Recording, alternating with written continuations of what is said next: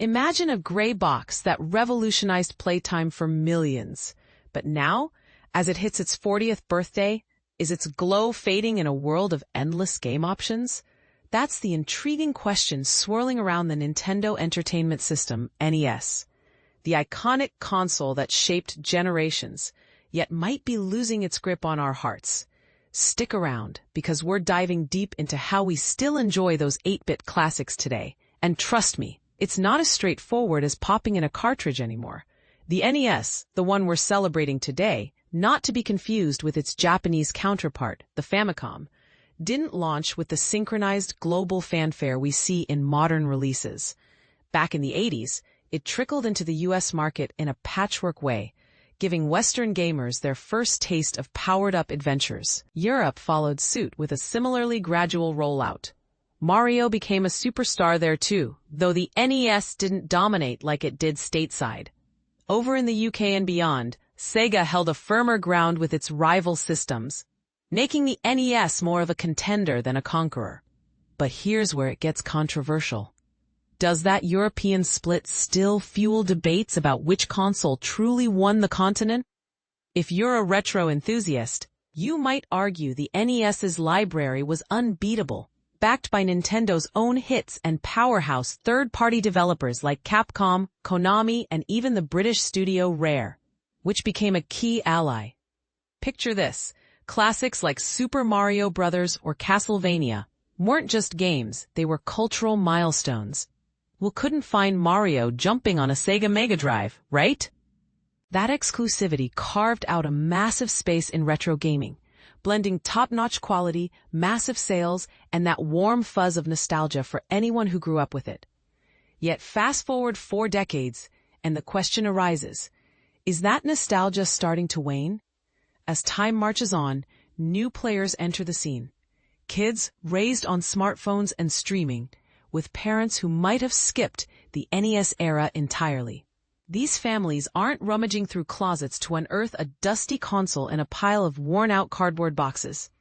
Ask about the NES in 2025, and even die-hard Nintendo supporters might give you a puzzled shrug. Seriously, how many of you out there own NES cartridges?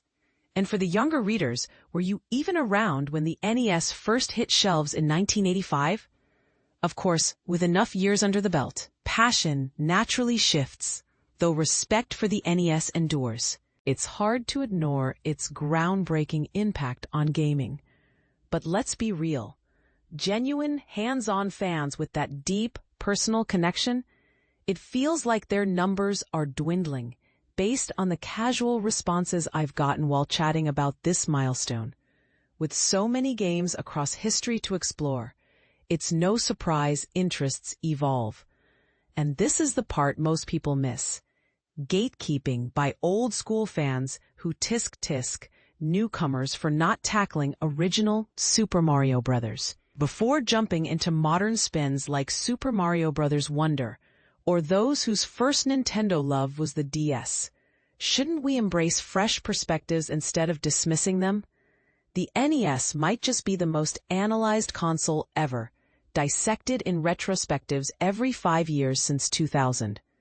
We've covered the 15th, 20th, 25th, 30th, and 35th anniversaries with blowout articles and deep dives across gaming media. Feels like we've said it all, doesn't it? But hey, revisiting history is always worthwhile, and now, sampling those 8-bit gems has never been simpler. It's like uncorking a fine vintage wine. Pour yourself a glass and enjoy. When it comes to official ways to play NES games in 2025, Nintendo's got you covered, though there's always room for tweaks. The Nintendo Switch online service offers a robust lineup of 79 NES titles. From must-play classics to quirky oddities like the bizarre Urban Champion, which makes you wonder who greenlit that license deal. For beginners, this means easy access via a subscription, letting you play on your Switch without hunting down rare hardware. That said, some gamers get anxious about digital access vanishing. Remember when a Super NES game got yanked from the service unexpectedly? It highlights a potential downside of relying on subscriptions. What if Nintendo decides to pull the plug on your favorites? For those wary, alternatives abound. Maybe you've snagged an NES Classic Mini for that plug-and-play vibe under your TV.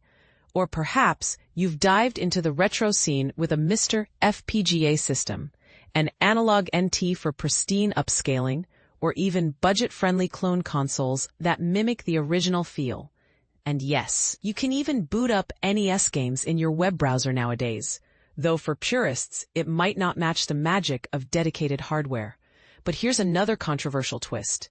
Is playing in a browser cheating the authentic experience, or just a smart, accessible option for casual fans? Others stick to the real deal, firing up an original NES console. Some retro buffs have splurged on high-end setups that upscale graphics to near 4K glory, costing as much as a PS5 Pro. On the flip side, maybe NES games just aren't on your radar anymore. No shame in that. We're all about getting a vibe check here. How do you dive into Nintendo's 8-bit wonders these days? Jump into the poll below to share your take, and let's join in toasting Nintendo's hefty gray box on its big 40th. Why not treat yourself to some retro fun this weekend? As for me, I'm firing up UFO 50, close enough to the NES spirit. And hey, Game of the Year contenders are just around the corner. Tick-tock. What do you think? Has the NES truly stood the test of time? Or is it time to let go of the nostalgia? Do subscription services make retro gaming too fragile? Or are they the perfect gateway for new players? Share your thoughts in the comments. I'd love to hear agreements, disagreements, or even your own gatekeeping stories.